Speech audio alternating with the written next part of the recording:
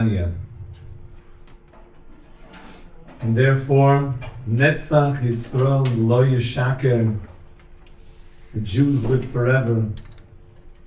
And we're certainly in wondrous times. Unbelievable. Parshas Zohar, Timches Zecher Amalek. Even though a big shaila, maybe Rabbi Leader will help us. I really came here to hear Rabbi Leader speak. And Rabbi Abergale Pashat. And the Avnei Nezer is the Mechias Amalek on Shabbos. Nish Pashat. Different days. But without getting too halachic here, we have the opportunity to have the Rabbanim Shlita with us. I'm going to do like a little bit of hapachu. Half the time I'll be the announcer. Half the time I'll sit. I'll go back and forth a little bit. MC. The MC. Representing Rabbi Mandelbaum. And therefore, we're so blessed to be together. We're so blessed to be part of the Jewish people. We're so blessed to be part of Jewish destiny.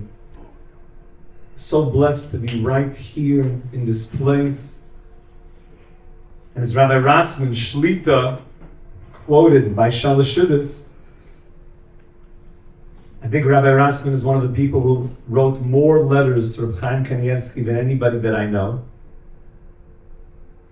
And he even got other people to write letters, including myself. And one of the questions that Rabbi Rasman asked Reb Chaim Kanievsky, maybe you remember this from yesterday, was, is davening by the Kaisel the same Kedusha as davening in Aish HaTorah? It's a Malkum Kodesh. Is it as Kodesh to be right here, brickless floor 5, and daven? Because there's nobody at the Kaisel. But maybe if it's the same Kedusha, then we're at the Kaisel. So Chaim Kanievsky said back in a letter, I'm sure there was no more than 3 words. That would be a long letter. I got a 3-word letter. That was considered long. Chaim Kanievsky said, yes. It's the same Kedusha Mamish. And therefore you and I were representing the entire Jewish people in a certain sense, along with all the Kochot HaBitachon, taking care of the Chevra. And we're Mamish, learning Torah here by the Kaisel. And we have a few minutes together to go through some of the questions and ask the Rabbanim Shlita questions that are in our hearts, and we'll prompt with a couple questions. And then we'll open it up to you, and we could share together and get ourselves ready as we've already begun. Mamash Mishim Ubayim, to these great days of Purim, the Yemei Purim Mamish. Sure that you don't drink before you come to the Suda. You don't want to come to the party already half drunk. No pre-games, Rabbi Isai. That's right.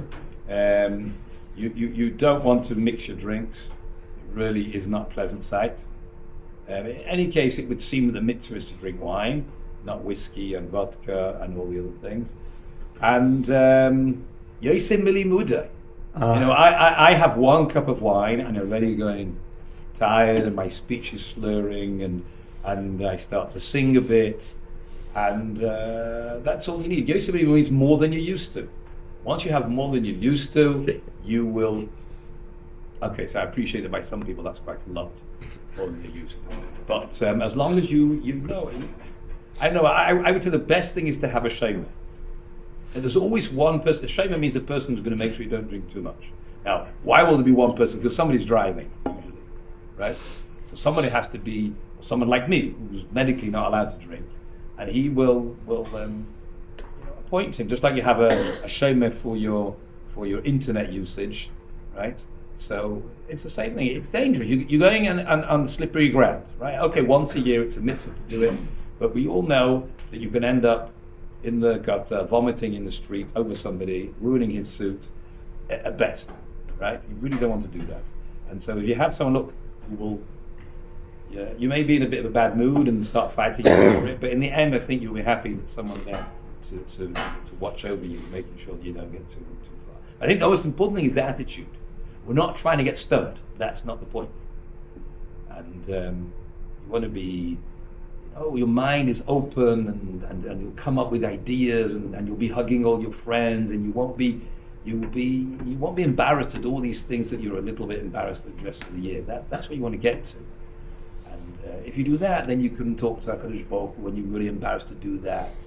And but if you've got that mindset, I think you'll be careful to have 3-4 drinks of wine, and that will put you in that really good, happy mood. You'll be dancing and singing, and hugging and crying, and coming out with divrei Torah you never thought you would do. And then you'll fall asleep, and then everything will be glorious and have great memories. You probably won't remember very much, but the pictures will be able to.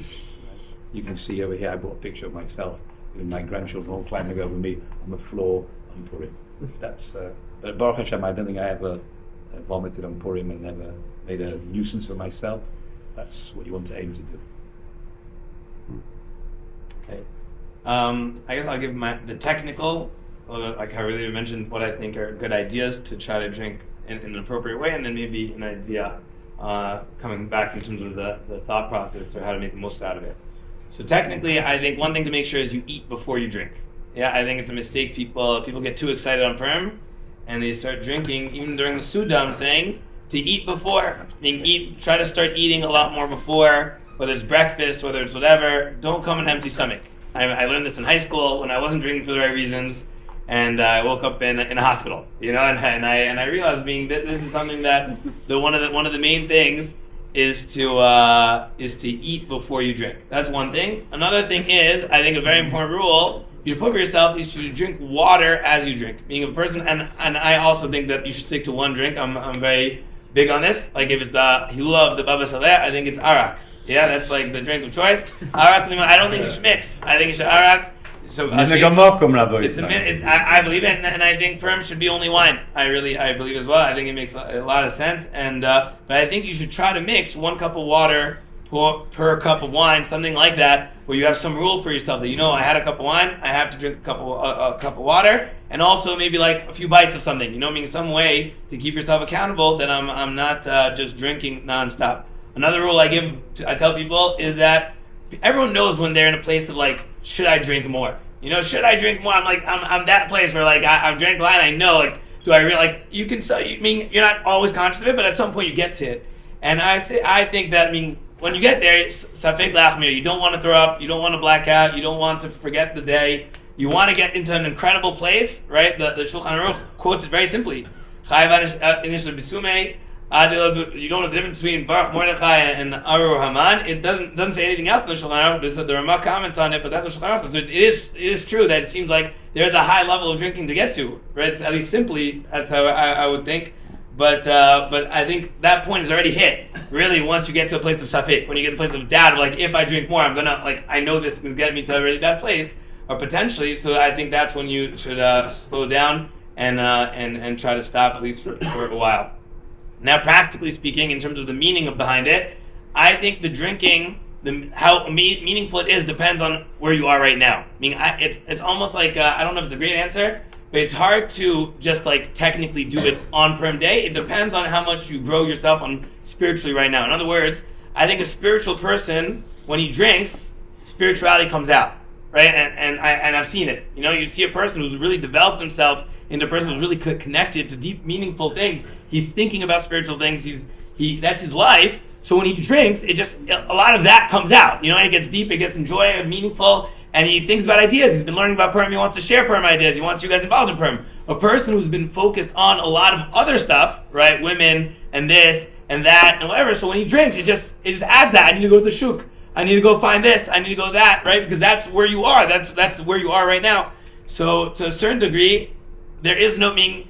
If you're there right now, I'm not sure if the alcohol is really going to get. Even though the halacha is generally alcohol is supposed to be there for Purim, if you're not at a person where you know that what's going to come out of you when you drink is something of, let me go to the shuk right now, let me go see who's there, right? So, I mean, I don't know if drinking is for you right now. You know, you might be drinking a little bit and then you'll develop and get to the point where I'm ready to drink, right? But I don't think there's any like fake way to do it of like, if you're not a person who's really connected, who are really trying to connect and really has worked on yourself, I can't imagine how alcohol will get you there, because alcohol just loosens your control and gets you to be who you really want to be, or just like you kind of lose all your sensitivities in that sense. So that's my idea, that I think a person should grow as much as you can right now to make sure that the Purim is actually meaningful. Only just building on what the Rabbanim Chashuvim said. Every single year I remember the Shagas Aryeh, who said, Yosim Ali Mudai. You have to drink Yosim Ali Mudai, like Rabbi Leader said, more than you're used to. The Shagas Aryeh said, Yosim Ali Mudai, Pshutai means more than you've learned. Which means if you haven't learned very much, you don't drink so much. You guys have 2 more days to mamish, finish a Masechta or 2. If you didn't learn very much, you don't drink very much. If you've learned, and like Rabbi Abergale said, are in a place of spirituality, so then that will open up. That will open up, loosening some of the static on the outside, loosening some of the klippas, that you'll be able to feel something on the inside. And then Divrei Torah come out, beautiful Shiras v'tishpochos come out. But it's really about going in the right mind frame. And practically you should know that in Yerushalayim on Yud Daled, it's very quiet. It's almost a strange quiet where the entire rest of Klal Yisrael has Purim Mamish, and Yerushalayim is quiet. Take that day and today and tomorrow and really get into the right zone. You could spend the whole day in the Beis Medrash on Yud Daled, Mamish, the whole day.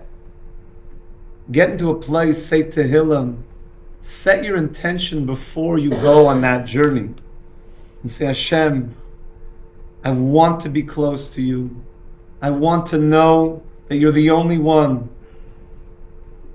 You're the only one that's doing everything. And that was given to me at Har Sinai, that Moshe Rabbeinu came down, Ata Reisa Ladas, Ki Hashem Elokim Einoid Milvadoi, Yesh Elokim Shalit Ba'aretz, that God runs the show. I want to know that for real. I want to feel that for real. You have to have some isboidedus and really set the course, set the intentions. If somebody's driving a ship or a plane and they never put anything to the GPS, it's kind of hard to get there. So you don't just get into a plane and let's have some fun. Where am I going? What do I want to achieve from this Purim? To really set that course and do the work now. Tefillas, learning. The best thing that you could do is to learn, is to daven, to know that Hashem Mamish runs the entire world, and to connect yourself to that. And maybe I'll just leave everyone with one story. We have enough time for a quick story. Then we'll have a minute for questions. It was a famous story from the Baal Shem Tov. And Baal Shem Tov told a story about a certain Yid who was going to do a terrible Aveira. He was going to do a terrible thing. You know, back in the days, to go and do a Aveira, a sin, you had to travel across Europe. Nowadays, it's just in the pockets. And in the olden days, you had to go on a long journey. And this Yid put a whole boatload of money into his pocket, and he was going to do some terrible thing. On his way to that Aveira, he hears the sound of crying and screaming coming from this basement. And he gets near the building and he realizes he hears the sound and the cries of children, women, men that were taken and put into a cellar. And they were put there because they hadn't paid their rent. which was an exorbitant amount of money from the landowners that they could never pay anyways. And they essentially were told that we're going to lock you up and you may not come out. And this Yid heard the screams and he went over to the head guard. He said, "What's going on here?" He says, "These people are incarcerated." He says, "There's nothing you could do for them." And he says, "How much to get them all out?" And he gave this exorbitant amount of money. And he looked in his pocket and he had exactly that amount of money. And he took all the money out of his pocket and he gives it to that guard, Hidjan Shvuyim. And he took these Yidden out. And the Baal Shem Tov says at that moment, in Shemayim, there was an exceptional ruckus. That's a technical term. The heavens were going crazy. That it was decreed at that second that anything that Yid would pray for would mamish come true. There was only problem that the other side in Shemayim were prosecuting against this person, because if this Yid davens for Tchias HaMesim, it could happen. If this Yid davens for Mashiach, it could happen. Anything could happen, and it was going to go against the normal Seder of reality. It could literally turn upside down all of human existence. The other side said, "But what? Look, he did such an amazing mitzvah. He deserves." The other side said, "But it's going to literally uproot everything. All of destiny is going to be flipped." So they decided in Shemayim that they can't take away his power of blessing. But the prosecuting side said, "There's one thing we can do. We're going to make the guy this second into a shikr. We're going to make this guy drunk." At that second, this Yid felt he needed to just hit the bottle. And as soon as he did, he forgot about the power of blessing. He forgot about everything. And this Yid went back to where he lived, and he'd wake up, he'd hit the bottle. When it started to come down, he'd get another bottle. And his life went on like that. At one point in the Jewish nation, there was a tremendous kitrug. There was something very challenging. And they came to the Baal Shem and they said, "We need some help." So the Baal Shem said, "There's only one person that his tefillah could get us out of this mess. His tefillah, he did such a mitzvah. He has so much merit that in his blessing is tremendous salvation. All of us could all pray because he stopped himself from doing that thing." So they sent, the yoilis to this Yid, and they kept trying to take away his bottles. Because the second that he'd wake up, he had a bottle right by his bed. And they could never get the guy in his straight. They said, "Please, just bless him." Of course, yeah, it's great. He couldn't get him to give a blessing. And at one point, because he had things in the flask, maybe in I forget the name of the... Sporran. In the Sparin, he had bottles in the Sparin of the what's the whole thing? The kilt. That are everywhere. So the Chassidim were trying to find all the bottles, and at one point the guy woke up and he couldn't find any bottles, and they cornered him and they said, "Give the Jewish nation a blessing right now." And he said, "It should all be good." Bua! And it was good. So the Baal Shem Tov said, you know what this story is? It's Purim.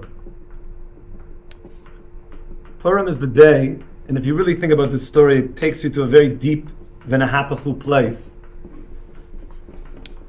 Purim is such a big day of prayer that we can literally flip upside down everything and bring Mashiach. But we have a mitzvah to drink at the same time. I think the side of the story is, if we could drink properly, then the blessing that comes from that place can bring the geula. But if we drink in a way of a shikr, this is not a Jewish frat party. If we could somehow tap into the responsibility, I sound like Reb Noach, which makes me happy, the responsibility of Purim, and understand that there's really work to do, and you go into it with a certain kovid rosh, with a certain amount of, I have work to do. There's avodas to do. And that as we go through the drinking, and if you think it's not going to go well, I have lots of grape juice at my house and water, no problem. We'll take care of you. But if you feel that you're in a mature place of slowly, with the water, having bread in between, going on a journey. By the way, by us, it takes a long time to get through a couple cups. It's the whole day. It's building up with nigunim and meditations in between. That we could get to that place responsibly, and then what? To just bless Klal Yisrael, to bless each other. That B'ezrat Hashem, that we'll have amazing merit. That this year will be the Gewaldige Geula, HaYehudim HaTorah, V'simcha, V'sos, and V'yikar. And we'll see tremendous Geula Mamish. And Mashiach will be the one that will come and deliver the next panel. And Mashiach will be the one that will tell us it's time for Korban Pesach. So B'ezrat Hashem, we'll open up for maybe 3 more minutes, the Rabbanim have time, to the holy Chevra here to share questions from you. It's Rex, right? Yeah. I have a pretty basic question. So this year was mostly about drinking responsibly. So why do we drink on Pesach so much? Like, it's more holy or something? Or I don't really get it. It's only 4 cups. Yeah. Throw it like 9 hours. That's like, no, I mean Purim, sorry. Like, why do we drink so much on Purim? Or like, why do we need to drink responsibly? Or learn how to do it? It's pretty easy, right? To drink responsibly? Yeah. Teach the world, Rex, your secrets. I don't know. Most of the world does not know how to do that. Yeah. Go to the pub. What? You're saying why do we drink on Purim? You want to know why we drink on Purim in general? Yeah, in general. Because that wasn't really answered.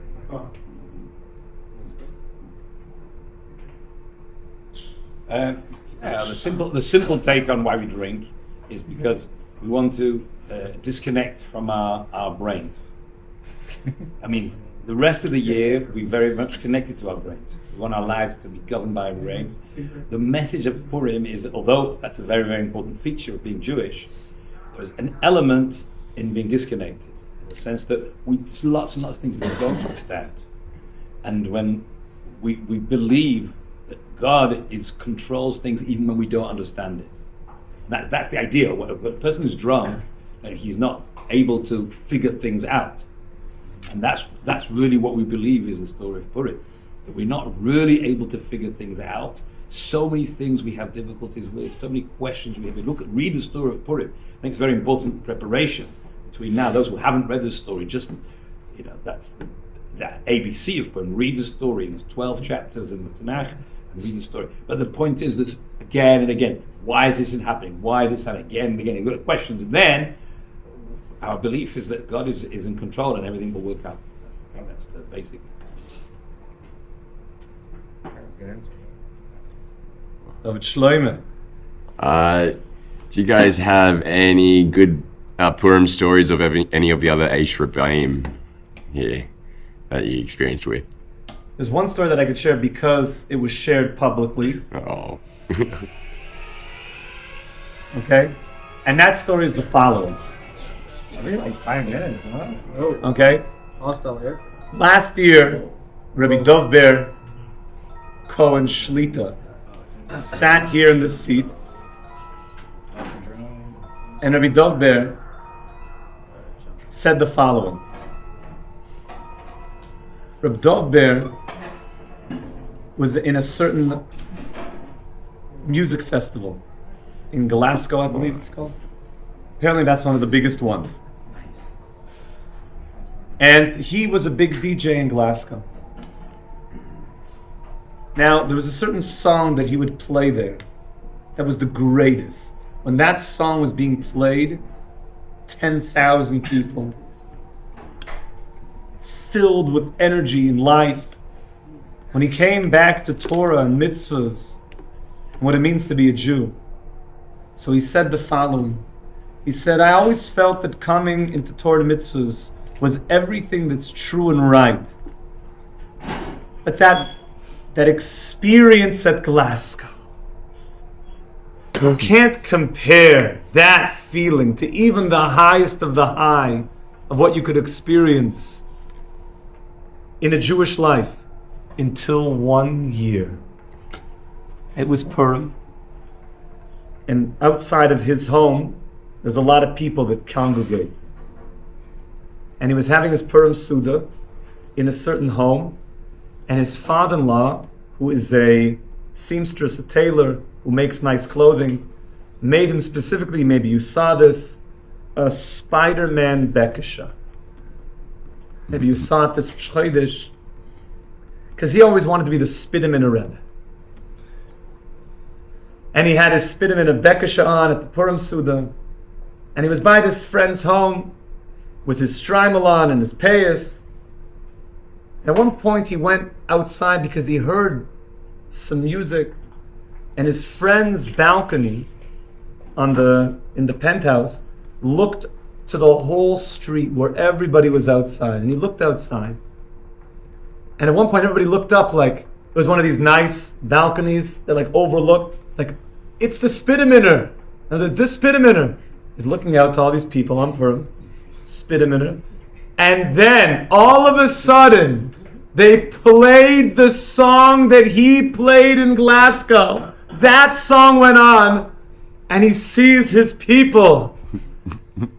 And he said the feeling at that moment was the tikkun of all the Glasgowian celebrations, but it had been all dedicated to you, Hashem.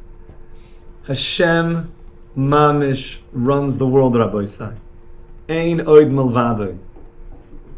Ein oid milvadoi. Hashem is running the world all the time. And maybe towards Rex's question, that we understand, if a person thinks that I could fully figure out God, then in a certain way, not only do I feel bad for that guy, I'd probably run away from that guy. Because you, a finite person, can know everything about God. So like Rabbi Leader said, for 364 days out of the year, the Jewish nation takes pride in us being very brain-oriented people.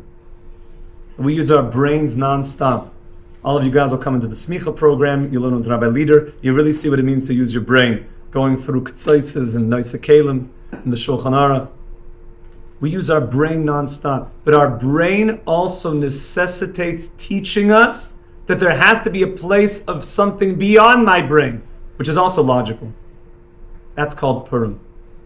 There's a day that I know as an intellectual that there's things that go beyond my intellect, that Hashem, you're still taking care of everything in that place. One more question we have time for? HaKoyen. How many years, or if it's one, how many years after the Purim story did we, as a people, start celebrating? And did that tradition involve? I'm assuming Rabbi Leader is going to be the one to answer this.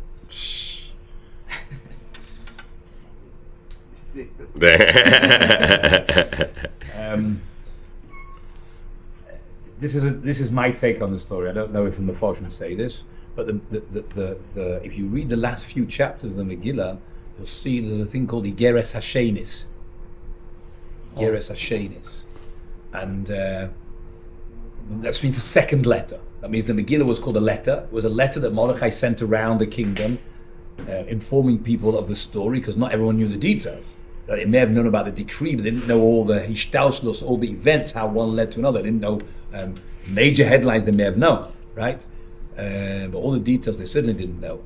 But then it says, Divrei Shalom ve'emes, words of peace and truth. And then neither of those really make much sense. I mean, Shalom sounds like he read Shalom to everyone. What's true? Obviously it was true. You think Mordechai lied? Obviously he didn't lie.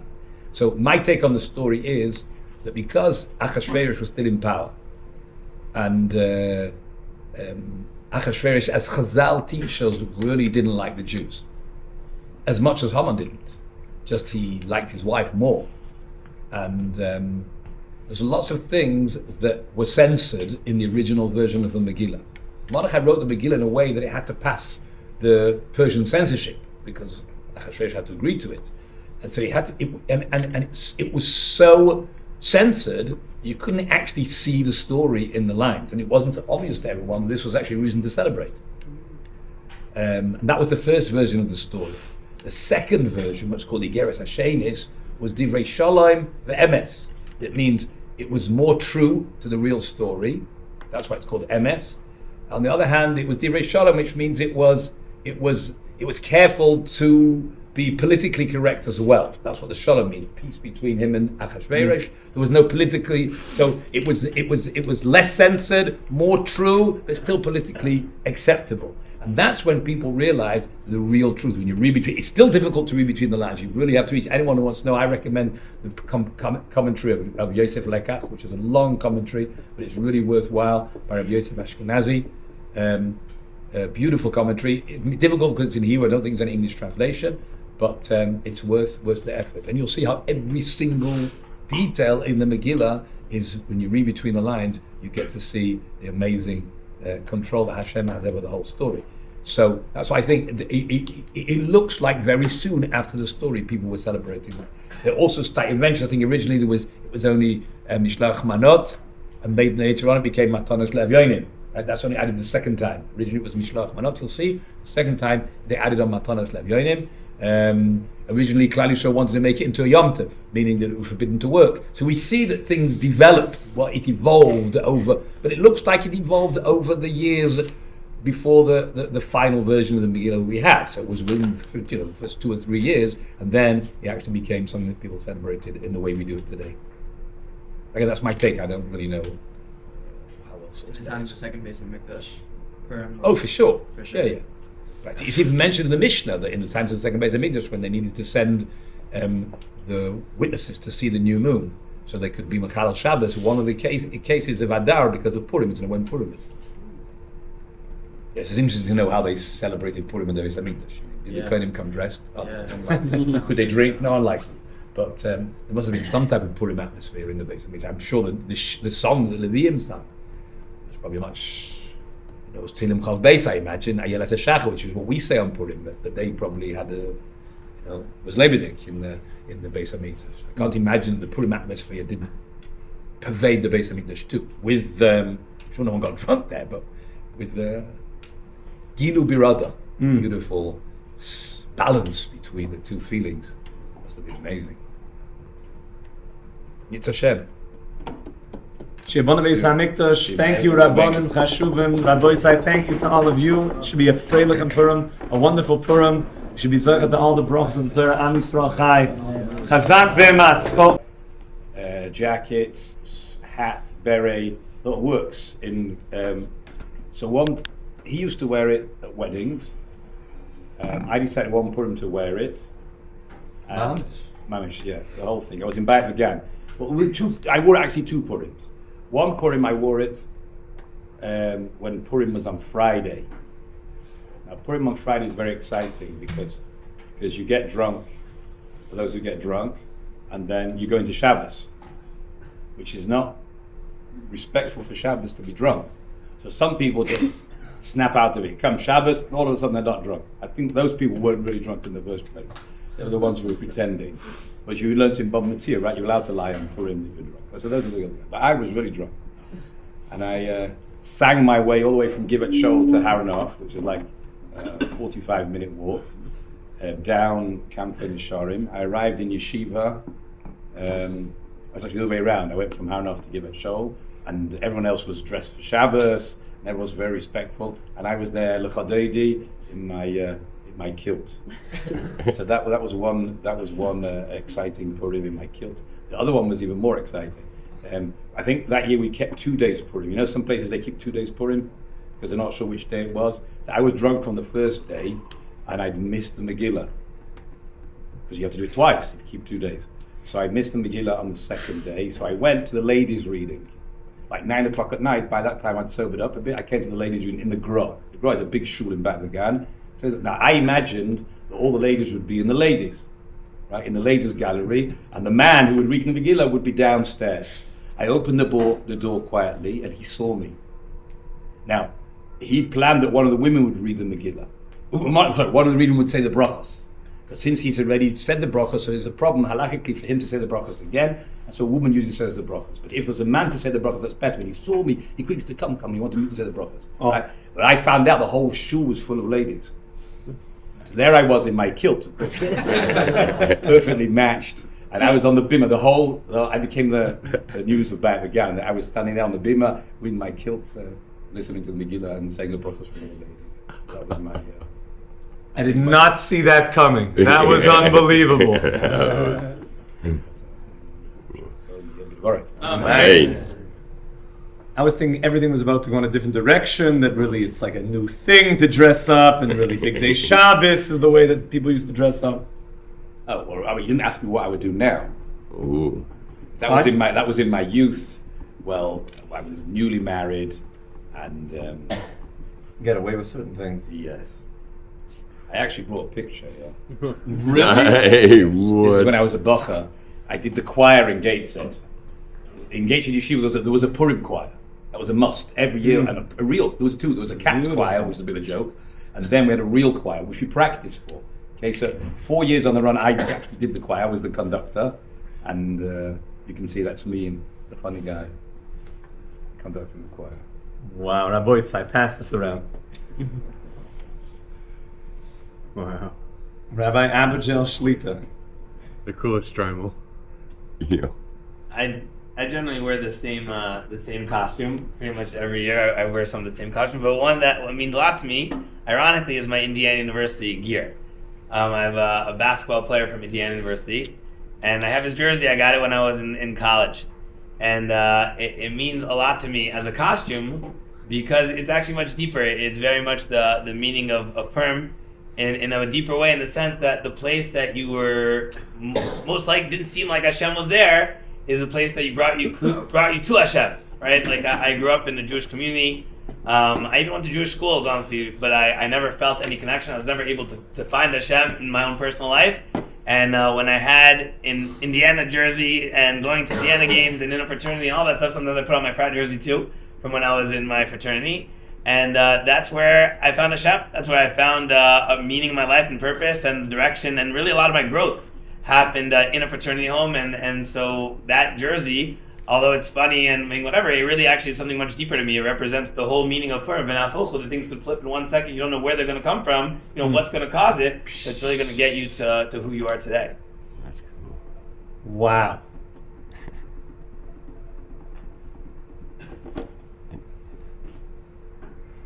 Rabbi Eade. Yeah. Yeah, you All the Haredi phones sound the same.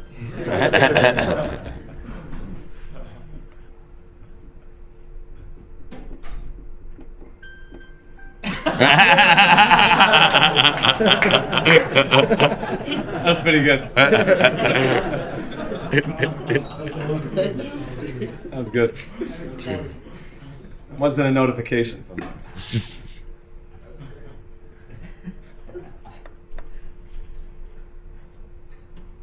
Maybe I'm less exciting than all the other Rabbonim. There's a piece from the great tzaddik, the Oyev Yisro,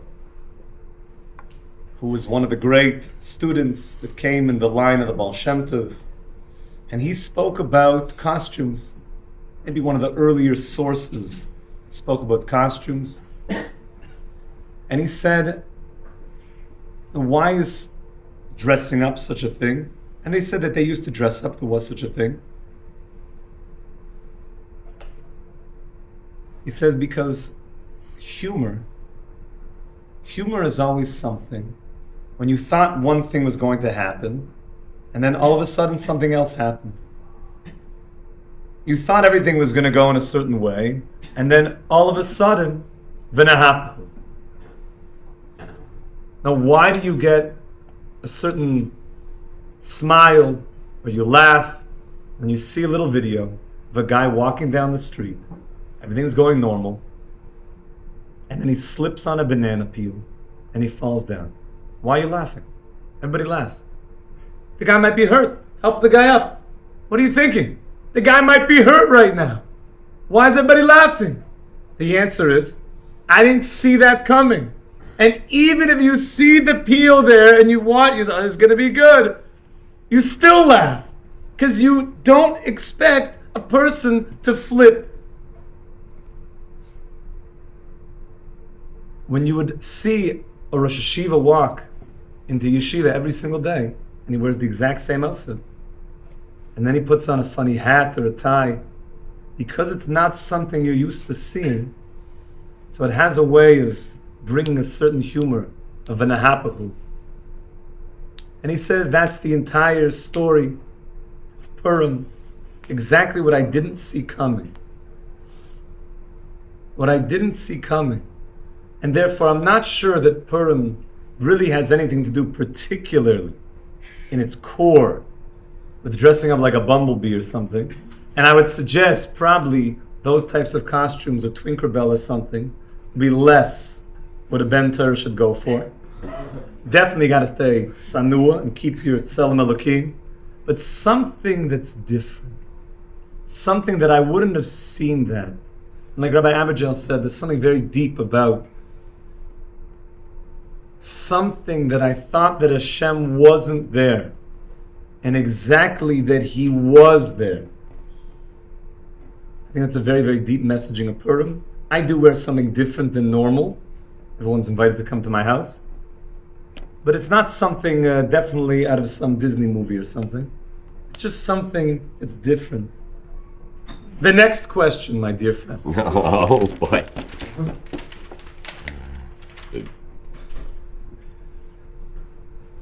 If we have family members and they want to know, so what really is Purim all about?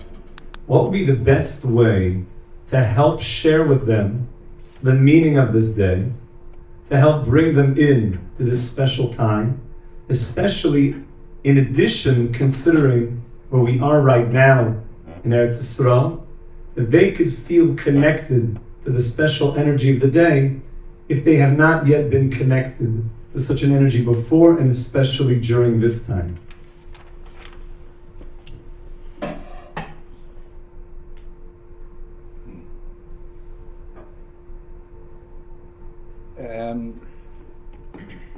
I'll share with you a thought that came to mind yesterday when we were in the bomb shelter, and everybody's making the connection between Iran and Persia and Purim, but it bothered me like it's out of sync. It's not. Why did it start yesterday? Wouldn't you expect it to wait till Yud Gimel? Your Dalet, it should be on Purim. Why? Megillah Nikris, but Yud Aleph, Yud Beis, Yud Gimel. That was my machshava. The Mishnah, like Rabbi Eade said, the Mishnah says we can read the Megillah on the 11th, on the 12th, or 13th, or 14th, or 15th, not before or not after, right? And Rabbi Eade's very much in touch with this, because Hasidim have a custom not to say Tachanun, right? You probably didn't say Tachanun yesterday or today, because since you can read the Megillah on the 11th, in case of the Megillah, there's a certain scenario where we read the Megillah already from the 3 days beforehand, and therefore it's already got a connection with Purim. So I think that the time between now and Purim and Shushan Purim, as we have in Yerushalayim, is very, very mesugal, very what's the word? Auspicious. Auspicious. Thank you. Auspicious for Kodesh Baruch Hu's intervention in the world affairs and changing things in a big way, and that's what we're celebrating. Just like any culture celebrates its salvation and being saved, or we specifically, we believe that the times really are energized with the energy that they were in those days.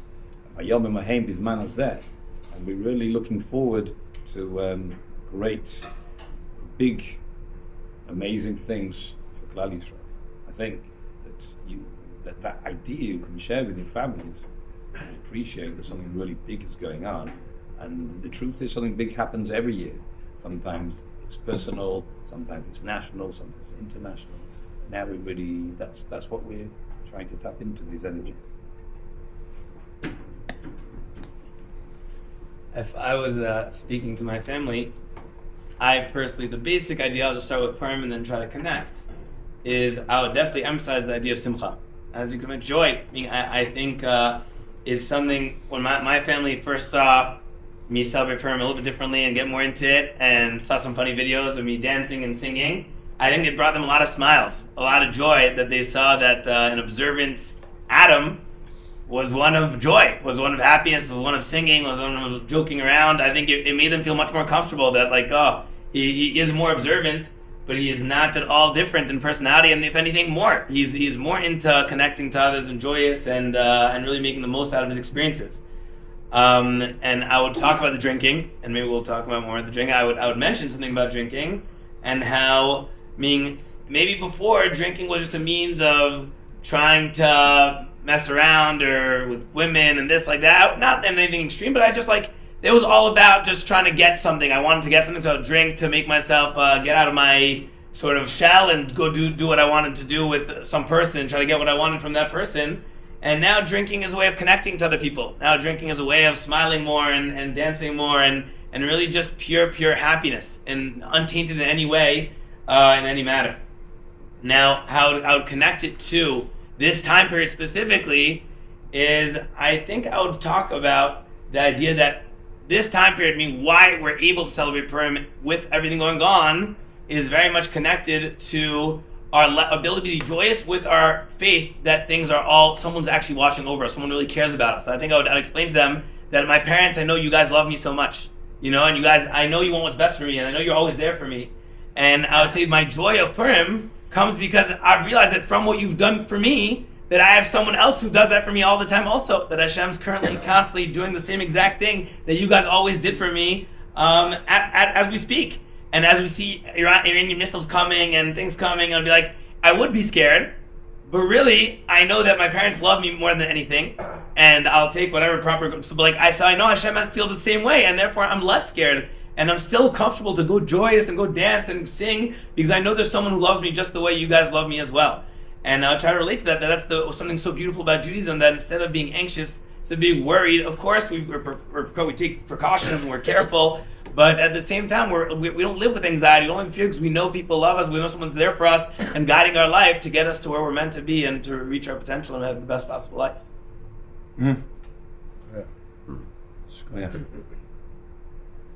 of the main takeaways of Purim is Ein Oid Milvadoi. As Rabbi Abergale said, Hashem is taking care of us all the time. And we see so many times in the Torah, when the Torah says, Ani Hashem, over and over, Ani Hashem, Ani Hashem. I'm the one that will pay to those that do my will, and I'm the one who's faithful to do the opposite. Hashem has a very good track record. As Purim we know is 30 days before Pesach, which already means that on Purim the energy of Pesach is already beginning, which is the beginning of all the redemption. That there's a joke. We said it over on Shabbos, and I think it's very apropos. It's not really a joke, it's reality, but it's also very Purimdik. When we were speaking at the Kiddush, for those that were there and maybe looking at the birds outside, and we said that there was a Yid that was standing in front of one of these giant Hitler Yamach Shemo pageants in 1935, and he was saying that I'm going to kill all the Jews. And this Jew was standing there, Spike Lee, close, front row, courtside mamish. And he said, I got to laugh because, he said, don't you know what I'm saying? Said, I'm sorry, because somebody spoke like you as well. His name was Paroi. And you know what? Now I get 7 days off work. It's amazing time with my family, Sidarim. And there was somebody else that spoke like you, and his name was Haman. And now we have Purim, Mishloach Manos, Tzemachaya. I'm just wondering, once you're gone as well, what's the Yom Tov going to be? And therefore, every one of us knows that we see Jewish destiny as a very long process. And what's amazing is we're so much at the end of that journey now. We're so much at the end of this amazing time in all of Jewish destiny. And it's amazing that Hashem believed in us, that we would be the ones in the end of days to usher in the days of Mashiach. And I always think to myself, there's going to be Tchias HaMesim. We're going to have Har HaZeisim is going to open up. And all the tzaddikim are going to get up out of the ground. All the Nevi'im. Kevin Rachel's going to get up and see this, unbelievable compound around her. This is more advanced than I was used to. And Avram Avinu, Maras HaMachpelah, and they're all going to come. And we're going to be the ones with Mashiach, and they're going to come walking towards us. And we're going to be taking selfies with Mashiach, and have all this swag, like Mashiach is here, we love Mashiach. And Avram Avinu is going to be like, who are you guys? And we're going to say, we're Klal Yisrael. You didn't know? And in some unbelievably amazing way, that Hashem understands that we're going to be the ones at the end. And that we could share with our family that you're a part of that also. You're a part of that also. Jewish destiny is very big. And Purim is exactly that time of V'nehapechu. Every single thing, the Rosh Yeshiva loves speaking about it.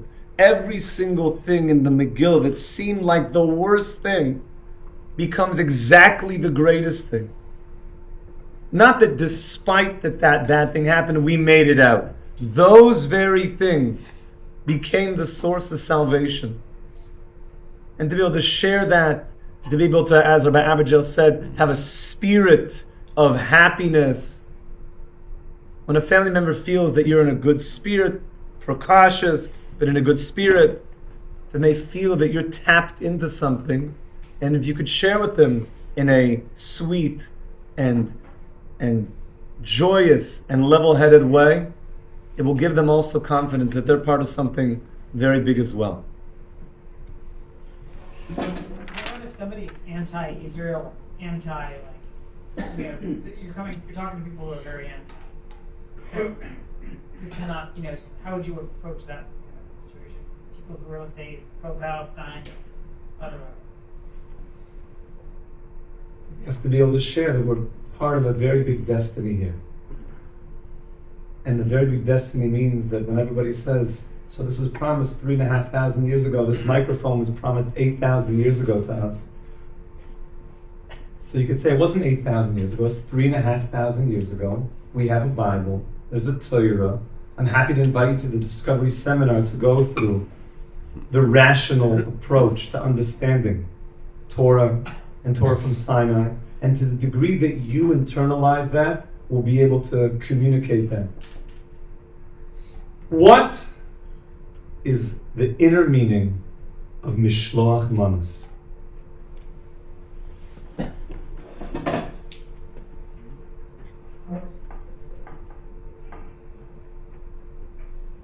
So all of my students know, if they want to know the inner meaning, I tell them to go to speak to Rabbi Eade.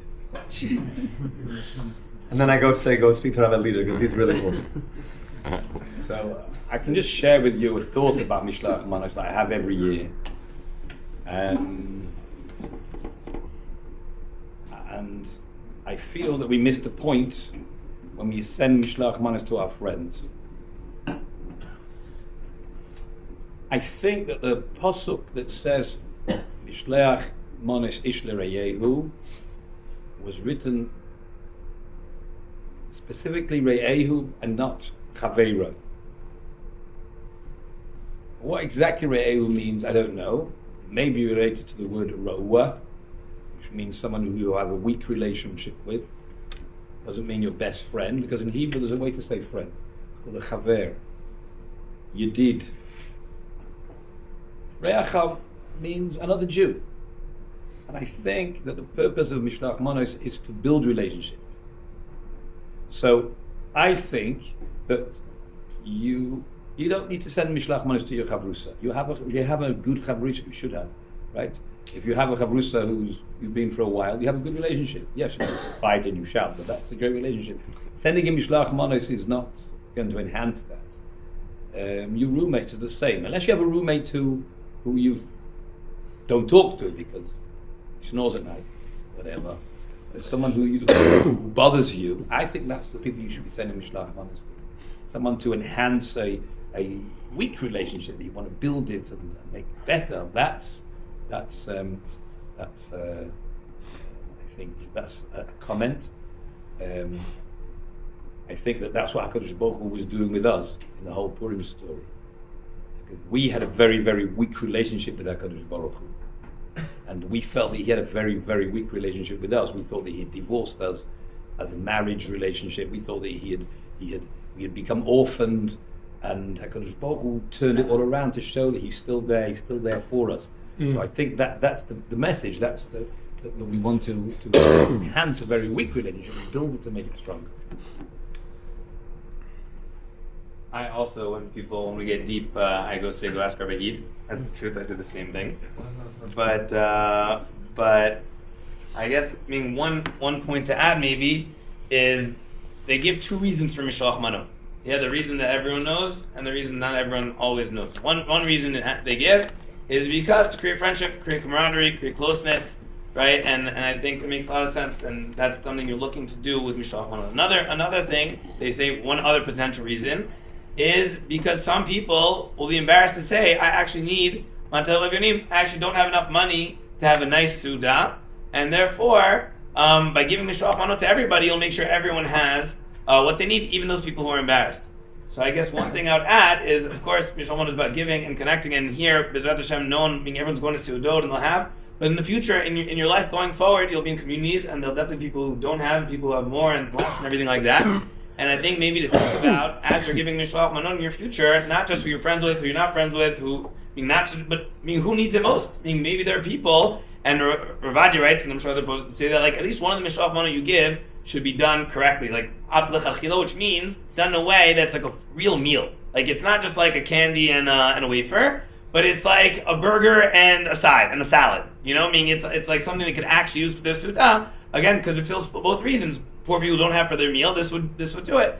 So I think that's really something to think about going forward in your life. When you think about Mishloach Manot, who can need it most? Who could benefit from this most for this Suda and for Purim? I think basically everything has been said.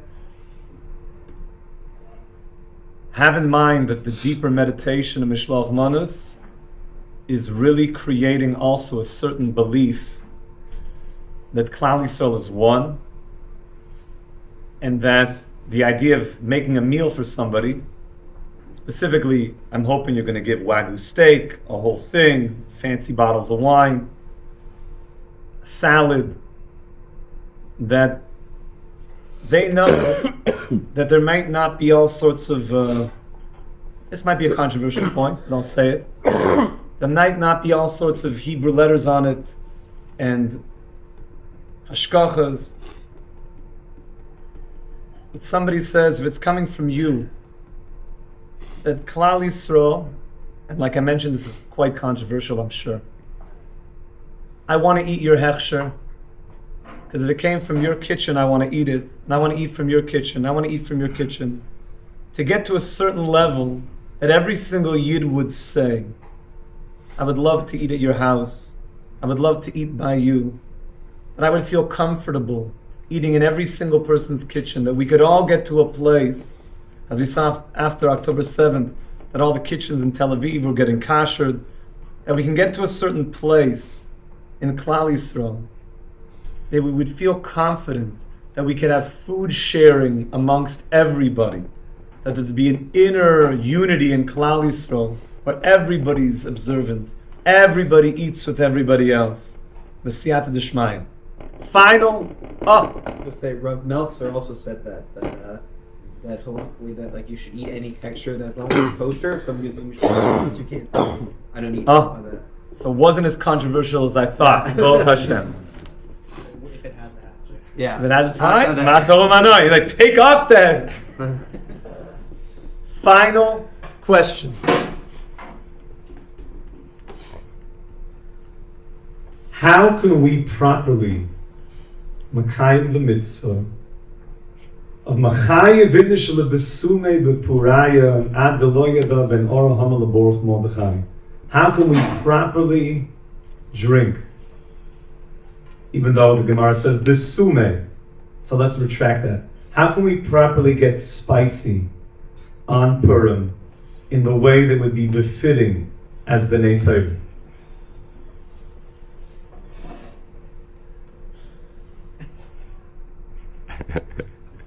First, I'm going to tell you a personal anecdote, which is that I don't drink because I'm not allowed to, because I had hepatitis many years ago, so it did damage my liver.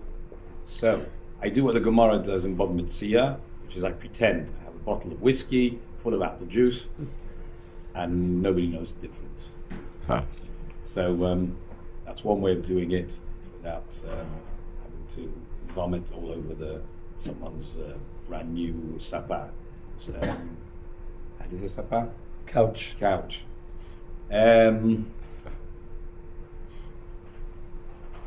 You don't want that to happen. I think that's what Rabbi Eade is concerned about. People do silly things, they smash, they break things, they hurt people, they hurt themselves. Nobody in Aish HaTorah though. Nobody in Aish HaTorah. But he does every year. There are people who end up in hospital, people who permanently ruin their lives by damaging their liver, by drinking too much, and that's very serious. And there's people who damage other people's couches, and then, you know, I've done my share of cleaning my friends up and putting them in a bath, and having to wash their sheets, and all these things are really not what's supposed to happen. And that's what we're trying to prevent from happening. I think, first of all, you want to know that you don't want that to happen. Yes, you want to be. I mean, I had the best feel of my life, although I probably wasn't Yotze, was on Purim when I had a few drinks to drink, and I really poured my heart out to Hashem. It could be you're not allowed to do that because you're not supposed to be that inebriated when you daven, but that's the sort of, so when you daven, so you make sure you daven before or you daven afterwards. But that's, yes? And just can you do it while you're drunk, or is that the same level? Absolutely fine. Yeah? Yeah, I'm sure. Although I don't know the laws of this, I imagine.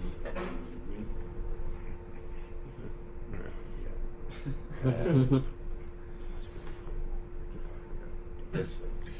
I don't think there's any halachas of this. But like I'm saying, like being at a level, like a drunk level. I mean, you have to put your hat on when you do his players. You put your gargle on for his players. No. You get to the mikveh for his players. There's rules. How you daven, I don't think there's any rules about you. I don't know. I mean, it's not my department. But I say, make sure